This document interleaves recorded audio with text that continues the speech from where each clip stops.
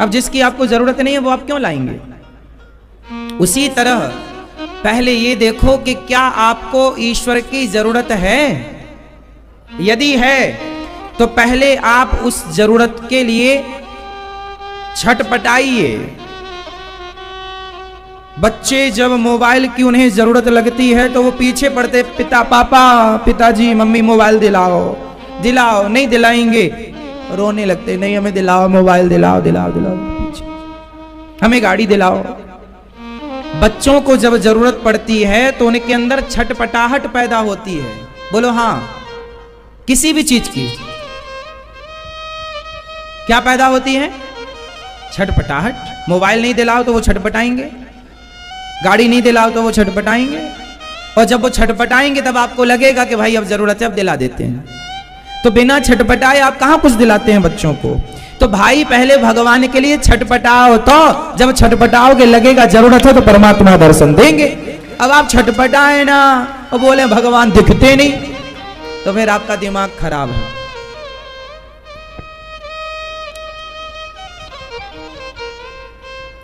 कैसे मिल जाएंगे? क्या आपके अंदर वो छटपटाहट है ना मेरी मां? तो ईश्वर है, सब जगह है। ये गुलाब देखो कितना कुछ सिखा रहा है, लेकिन आप सीखते कुछ नहीं है। गुलाब तो आज से बच्चे जब आपसे सवाल करेंगे तो कौन कौन उत्तर दे पाएगा अपने बच्चों को? जवानी बताओ,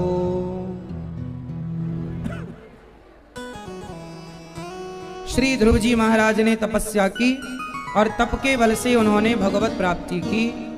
भगवान ध्रुव जी को दर्शन देने 5 महीने की तपस्या पूरी हुई। ध्रुव जी को दर्शन देने भगवान आए। दर्शन देने क्या आए, भक्तों का तो दर्शन करने आते हैं। भगवान ध्रुव जी का दर्शन किया, कहा पुत्र कुछ मांग लो। ध्रुव जी ने कहा प्रभु। ध्रुव जी ने मांगा, योऽन्तः प्रविश्य मम वाचमिमां प्रसुप्तां संजीवयत्यखिल शक्तिधरः स्वधाम्ना अन्यास्तहस्तचरणश्रवणत्वगादीन् प्राणान् नमो भगवते पुरुषाय तुभ्यम्।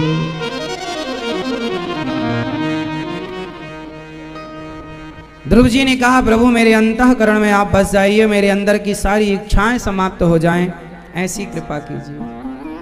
भगवान ने कहा अच्छा ध्रुव, तुमने राज्य की कामना से तप किया, जाओ हम तुम्हें 36,000 वर्षों का अखंड राज्य देते हैं। ध्रुव जी को भगवान ने 36,000 वर्ष का अखंड राज्य दिया। ध्रुव जी घर आए, पिता ने राजा बनाया। ध्रुव जी के भाई को यक्षों ने मारा तो ध्रुव जी ने भी यक्षों को मारा। मनु जी के समझाने पर यज्ञ वो अपना युद्ध बंद करते हैं और ध्रुव जी महाराज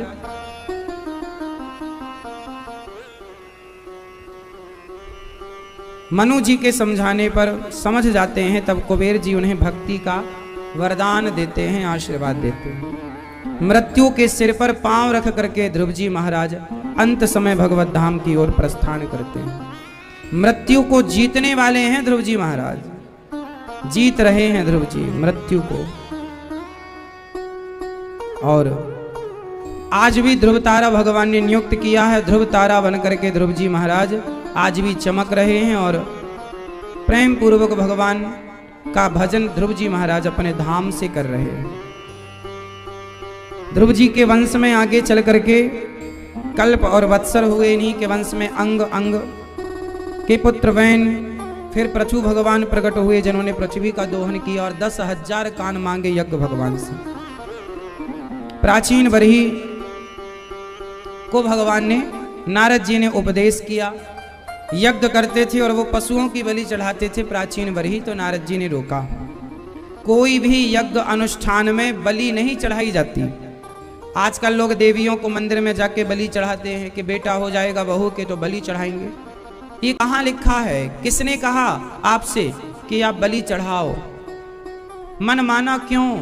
आज हमारे देश में सब मनमाना चल रहा है, लोग बलि चढ़ा रहे हैं। लोग, अरे बलि चढ़ाना गलत है, कहीं नहीं लिखा कि चढ़ाओ। जो गलत है वो गलत ही रहेगा, सही नहीं हो सकता। अब बलि चढ़ाना ही है तो अपने अभिमान की बलि चढ़ाओ, क्रोध की बलि चढ़ाओ, लोभ की बलि चढ़ाओ, अपने भीतर की बुराइयों की बलि चढ़ाओ, या स्वयं अपने आप की बलि चढ़ा दो।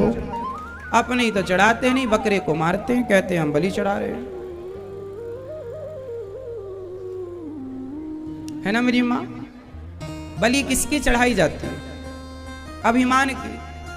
बलिदान का मतलब होता है बलि, राजा बलि के जैसा दान। राजा बलि ने सर्वस्व दान दिया है, तो सर्वस्व दान का नाम बलिदान है, ना कि बकरे को मारने का नाम बलिदान है। समझ में आ रही है बात? किसी को क्यों मारना है? मारना है तो अपने भीतर की बुराइयों को मारो, हाँ या ना? प्राचीन बरही यज्ञ में बलि चढ़ाते थे, नारद जी ने रोका, समझाया कि ये सब गलत है। पुरंजनो पाख्यान की चर्चा सुनाई। एक पुरंजन थे, एक पुरंजनी थी। पुरंजन है हम मनुष्य, पुरंजनी है हमारी बुद्धि। अविज्ञात है ईश्वर, जिसका ज्ञात ना हो। शरीर केवल बुद्धि की पूर्ति में, इच्छाओं मन की पूर्ति में लगा लगा मर जाता है। और जब मरता है तो फिर वही पुरंजन मरा तो पुरंजनी का चिंतन करके मरा, तो पुरंजन पुरंजनी स्त्री बन के अगले जन्म में आया। इस कथा से केवल ये सीखना है कि मरते समय एक भक्त हुए हैं भरत जी। प्रियव्रत जी का विवाह विश्वकर्मा की पुत्री वरहिष्मति से हुआ। इन्हीं के वंश में आग्नेत्र, फिर नाभि, फिर अंग, फिर ऋषभदेव जी। ऋषभदेव भगवान से जैन परंपरा प्रारंभ हुई। भगवान प्रथम तीर्थंकर बने ऋषभदेव जी जैनों के, और इन्हीं के बाद ऋषभदेव भगवान के बड़े पुत्र हुए भरत। गंडकी नदी के तट पर बैठे भजन कर रहे थे कि तभी उनका मन एक मृगी में लग गया, मृग में। और मृग के बच्चे को ही वो कुटिया पर लाए, लालन पालन किया। और जब उनकी मृत्यु का समय आया तो भरत जी उस मृग के बच्चे को देखते देखते मर गए। और जब मरे तो उन्हें मृग की योनि में जाना पड़ा। यमराज ने कहा कि आप मृग का चिंतन करते आए हैं तो आपको मृग बनना पड़ेगा।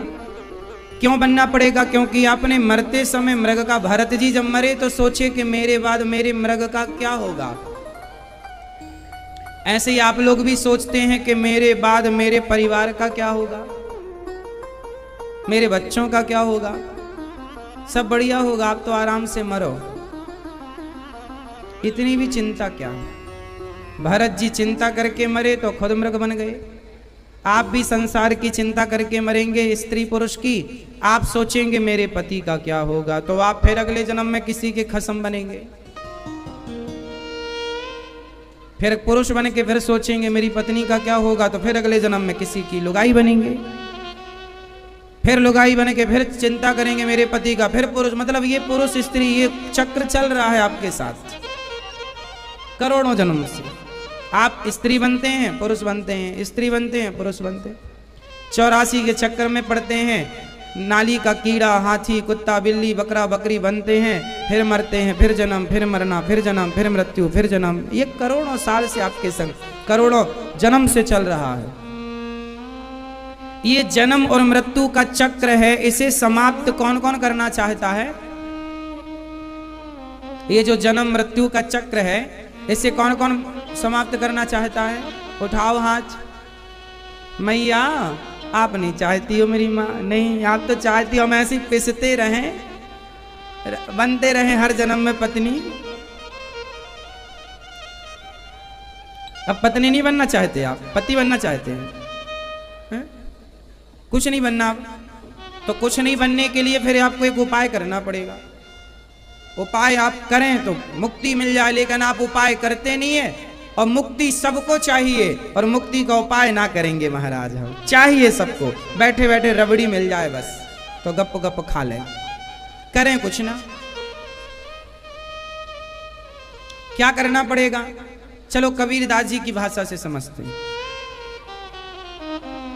चलती चक्की देख कर दिया कबीरा रोया, दो पाटन के बीच में साबुत बचा न कोई। इस दोहे का मतलब क्या है? चलती चक्की देख कर दिया कबीरा रोए। ये कबीरदास जी चक्की को देख कर क्यों रो रहे हैं? आप बताओ कबीरदास जी क्यों रो रहे हैं? ये चक्की क्या है? चक्की का मतलब है काल चक्र, जन्म और मृत्यु का पहिया। एक पहिया जन्म, एक पहिया मृत्यु। ये चल रहा है सबके ऊपर, और ये जन्म मृत्यु सबको पीस रहा है। कबीरदास जी बोले सब पिस रहे हैं, जन्म फिर मृत्यु, फिर जन्म फिर मृत्यु, करोड़ों बार